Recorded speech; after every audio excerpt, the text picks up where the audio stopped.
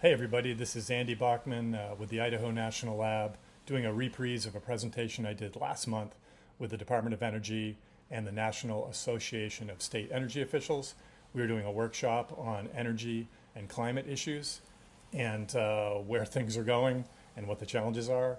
I thought I would do this over again, but put it out in broadcast form so that it might reach more people or might reach different people and potentially be helpful. The term energy gauntlet, and in this case, this poor guy running it comes from a friend who's a super energy analyst named Shail Khan, who I've known for quite some time. Heard it on a podcast recently and started picking it up, unpacking it, and I'm going to try to do that for you here in case that it can be helpful to you. So the basic situation is demand is going up, in this case described explosively, and we don't have the ability to meet it. We don't have enough generation, and if we had more generation, we'd have a great deal of difficulty building enough transmission to move that new electricity to where it needs to go for all these various uses. And I'll describe more about that demand in the coming slides. There's basically four pieces to it, and each one will get its own little attention. So instead of talking about them here, let's go right at them.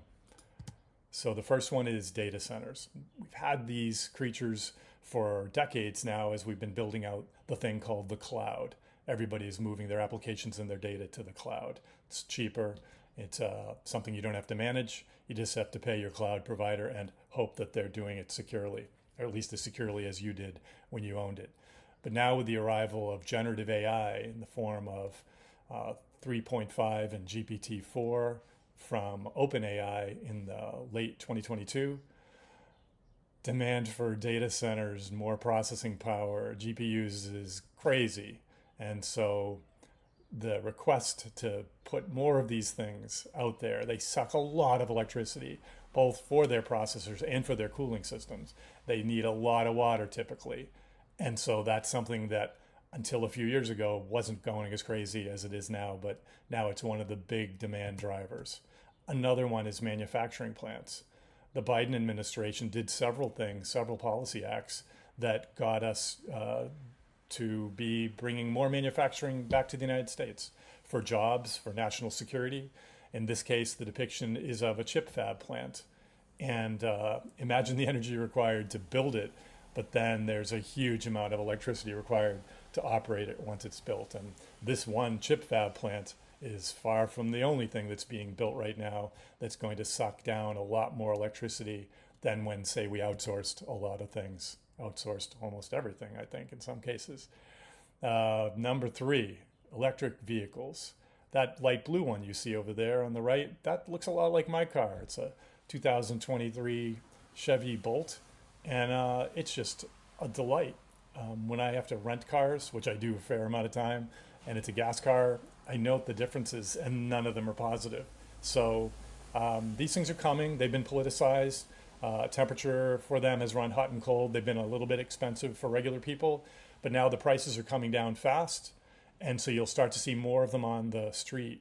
And as more of them are on the street, you're going to have more charging stations that they need in places like this parking lot, or in garages like my wife and I use at home with a level 2 charger. You plug it in at night like it's your iPhone, and in the morning it's a full tank, so to speak, every single day. Nothing to worry about unless you're going on a long trip. That's a story for another time. So that's the third driver. And the fourth one goes under the heading the electrification of everything. Probably the poster child for that is heat pumps. Heat pump is something that you can use to replace your furnace and replace your air conditioning in one fell swoop, and it uses much less energy than those two things do together. And it's fewer emissions. At least it's fewer emissions being generated on premise, either in the house or in the business. And then depending on where the electricity is coming from, then it's either more gas that's generating the electricity at your utility, more coal, or maybe it's a renewable thing, or hydropower, for example. But either way, it's more electricity demand on the grid is the point. And so those four all come together to create a big hockey stick of new demand. So this slide here, how would we meet the demand? This doesn't really say that. It just says what we would need to do to meet it. Here I'll say NREL, a sister lab of Idaho National Lab, put together this projection with some recent analysis, and said that if we're going to meet the demand as best they can understand it in the next 11 years, we have to build 2 terawatts of wind and solar. That's assuming it's just wind and solar, right?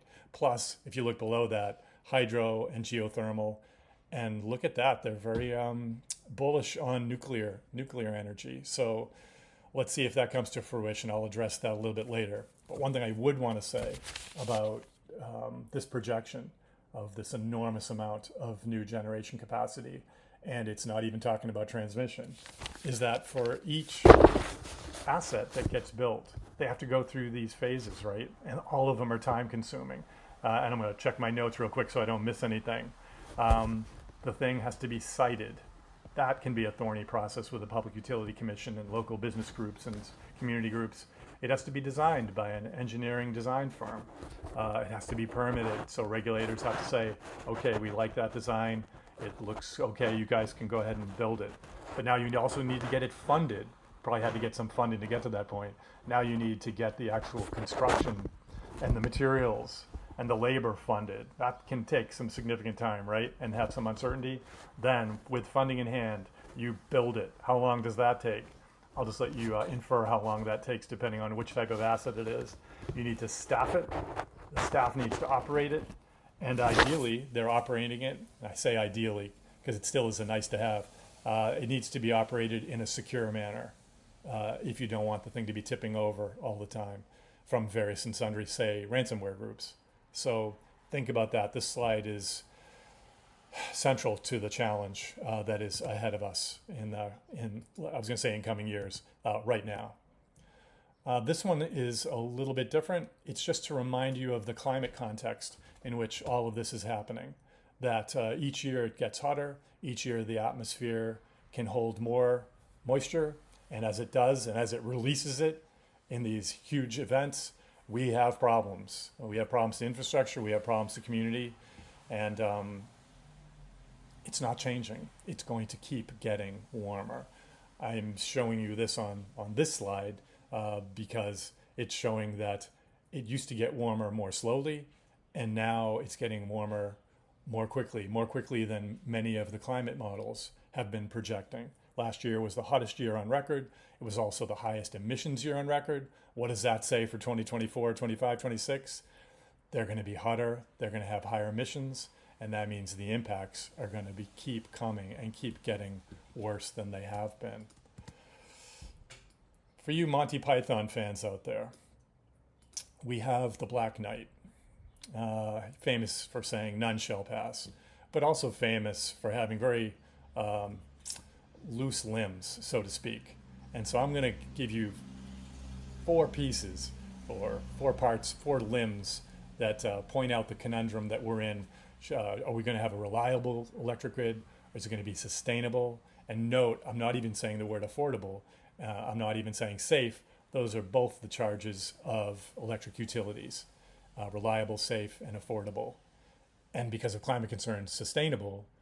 Let's see how we do with these various sub-challenges of that overall thing. And let's see how long he can hold on to his limbs. 1, states will delay the closure of remaining coal plants.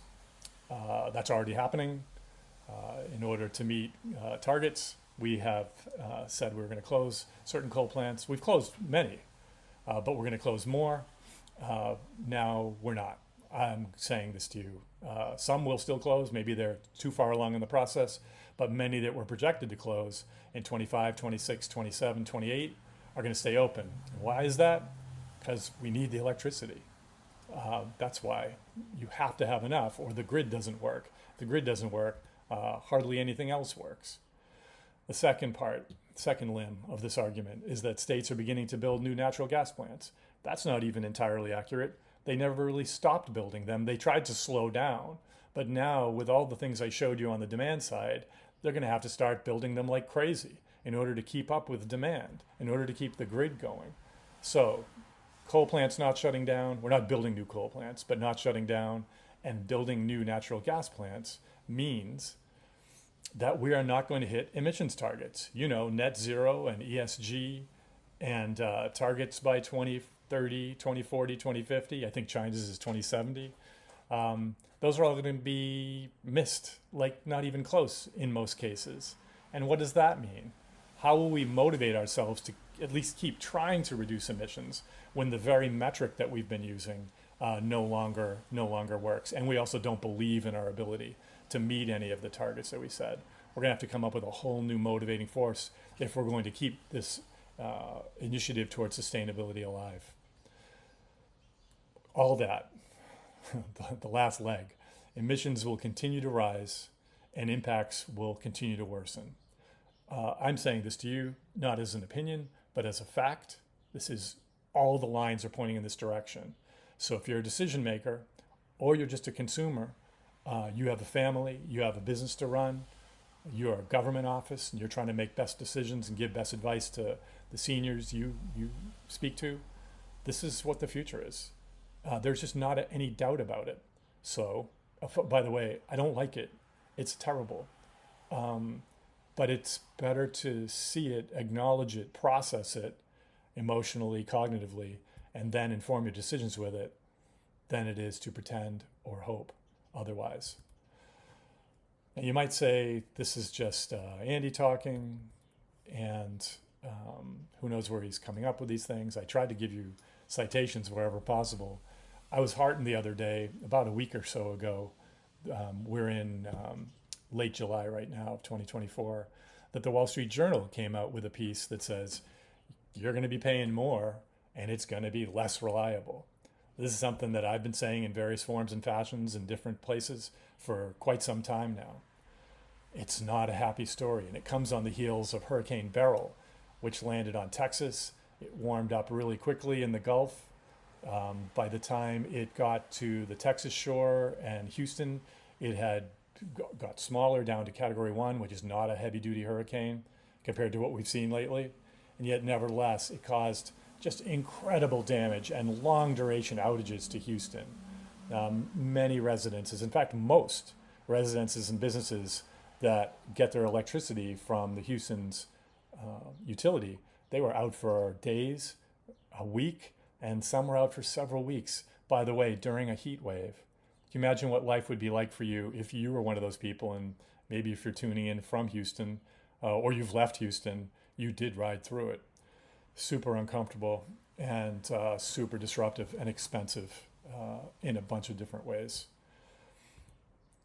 So anyway, that was just me saying I'm glad somebody else in a very public way, somebody that you would infer is very credible, is saying the same thing. Because you need to, if you're not already tuned into this, it's definitely time to fully tune in. I'm near the end of my presentation.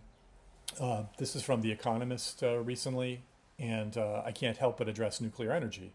If I'm from Idaho National Lab, they're going crazy right now, researching and designing and testing new microreactors and small modular reactors and fuels, things that are safer, things that have the promise to be much less expensive than in the past when we build them out in the equivalent of gigafactories and have economies of scale. We could have tremendous savings. Will it ever be as cheap as wind and solar? Maybe not, but I'm saying to you that we're going to come to put a price on resilience, on the electricity that you can count on, the firm base load, because the costs of inaction, which is what we've been doing, inaction, are now clearly higher than the costs of action.